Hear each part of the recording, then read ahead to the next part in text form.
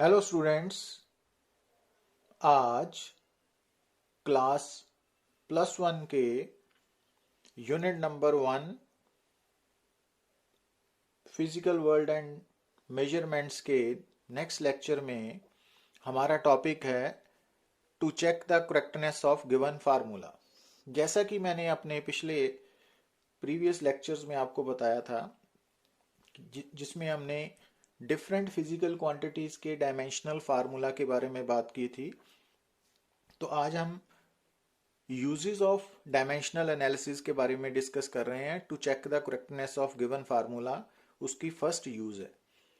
तो इस केस में क्या होगा कि आपको एक स्टेटमेंट गिवन होगी, जैसा कि आप स्क्रीन पे देख रहे हो कि एक फार्मूला गिवन है जिसमें new is equal to 1/2L√T/m है और यहाँ पे न्यू रिप्रेजेंट कर रहा है फ्रीक्वेंसी, L लेंथ है, T टेंशन है, M मास पर यूनिट लेंथ है जिसको हम लीनियर मास डेंसिटी भी बोलते हैं।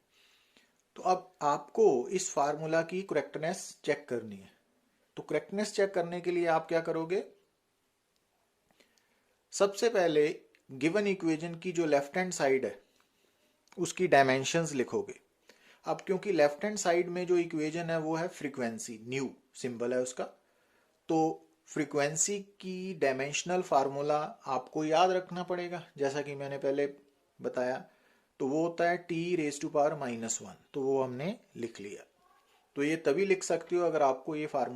T⁻⁻⁻⁻⁻⁻⁻⁻⁻⁻⁻⁻⁻⁻⁻⁻⁻⁻⁻⁻⁻⁻⁻⁻⁻⁻⁻⁻⁻⁻⁻⁻⁻⁻⁻⁻⁻⁻⁻⁻⁻⁻⁻⁻⁻⁻⁻⁻⁻⁻⁻⁻⁻⁻⁻⁻⁻⁻⁻⁻⁻⁻⁻⁻⁻⁻⁻⁻⁻⁻⁻⁻⁻⁻⁻⁻⁻⁻⁻⁻⁻⁻⁻⁻⁻⁻⁻होंगे। तो उसके लिए आपको डिफरेंट फार्मूलाज को रिवाइज करना पड़ेगा। अब जब हम राइट हैंड साइड की बात करते हैं तो राइट हैंड साइड में ये ऊपर 1 है। 1 जो है वो 2 डायमेंशन लेस होता है, जैसे कि हमने डिस्कस किया था कि 2 जो है वो डायमेंशन लेस कांस्टेंट है, तो उसकी कोई डायमेंशनल फार्मूला नहीं, उसको हटा देना है। L लेंथ है तो कैपिटल L आ गया, अंडर रूट। अब जो टेंशन है वो बेसिकली फोर्स की ही फॉर्म है, तो टेंशन फोर्स होने के कारण उसका डायमेंशनल फार्मूला है ML T-2, वो हमने लिख लिया। और M मास पर यूनिट लेंथ है, means mass divided by length, तो जब लेंथ ऊपर जाएगी तो ML-1 हो जाएगा।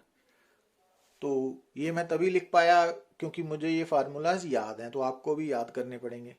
अब इनको सॉल्व कर लो, M के साथ M कैंसल आउट हो गया, L ऊपर गया तो L स्क्वायर हो जाएगा, तो ये इक्वेशन बन गई। अब इसको अंडर रूट लिया तो L1T-1, अब L के साथ L, तो it means left hand side की जो डायमेंशन है वही राइट हैंड साइड की डायमेंशन आ रही है सॉल्व करने के बाद। तो इट मीन्स क्योंकि दोनों साइड्स की डायमेंशन सेम है तो formula is dimensionally correct.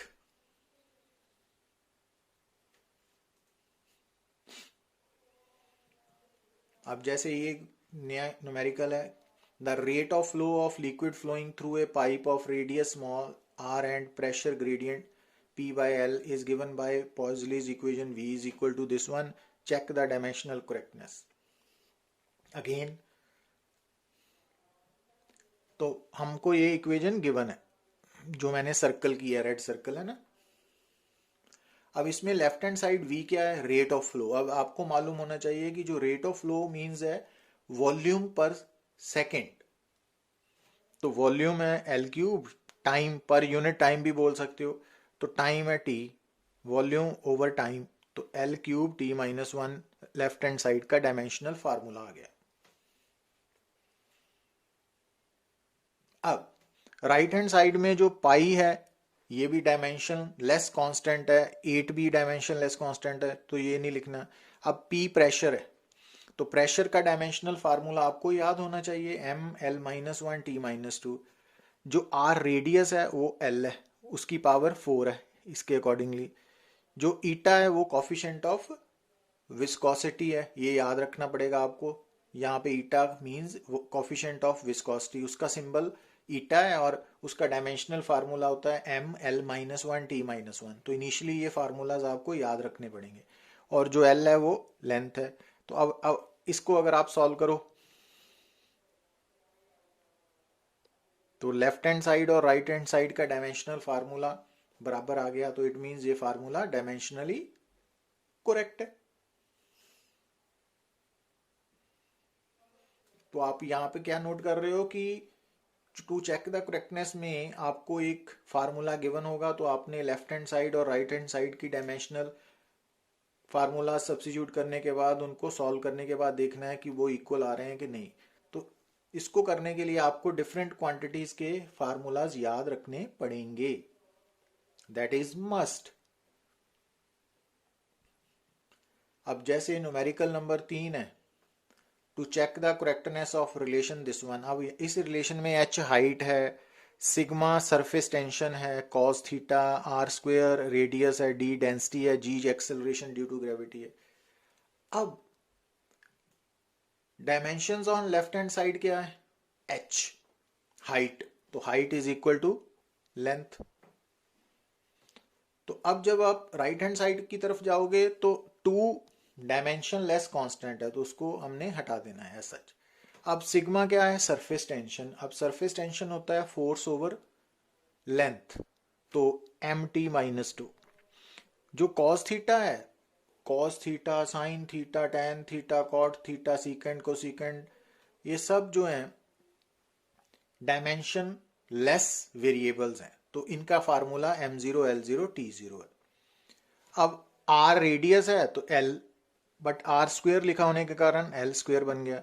d density है, density mass over volume ml minus 3, और g acceleration due to gravity है।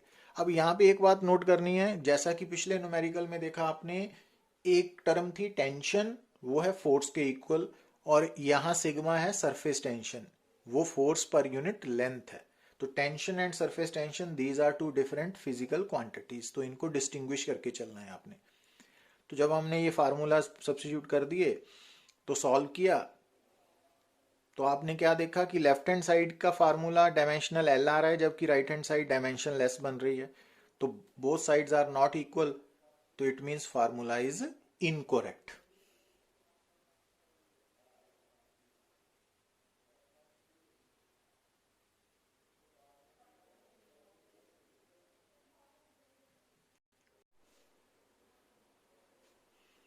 अब न्यूमेरिकल नंबर 4 में आप देख रहे हो कि हमें फार्मूला गिवन है s is equal to u t plus half a t square. अब इस फार्मूला में s डिस्प्लेसमेंट है, u इनिशियल वेलोसिटी है, t टाइम है, a एक्सेलरेशन है। तो हमने सबसे पहले dimensions on left hand side लिखी, तो s डिस्प्लेसमेंट है तो l लिख ली। अब राइट हैंड साइड में u इनिशियल वेलोसिटी है, L T minus 1, t time है, t plus half dimension less constant है, इसको नहीं लिखा, a एक्सेलरेशन है, t स्क्वेयर है तो t स्क्वेयर कर दिया। अब इनको जब आप सॉल्व करोगे तो यहां भी l आ गया प्लस l आ गया। अब जैसा कि मैंने पिछले लेक्चर में आपको बताया था कि जो डायमेंशनल एनालिसिस है उसमें l plus l doesn't mean 2l, it means l। तो length plus length is equal to new length, तो it means left hand side और राइट हैंड साइड की डायमेंशंस क्या है, इक्वल है, तो फार्मूला इज करेक्ट। और अगर मान लो यहां पे l माइनस एल होता तो आपने उसको जीरो नहीं लिखना, l minus L is equal to l, तो ये बात माइंड में रखनी पड़ेगी आपको। Thank you.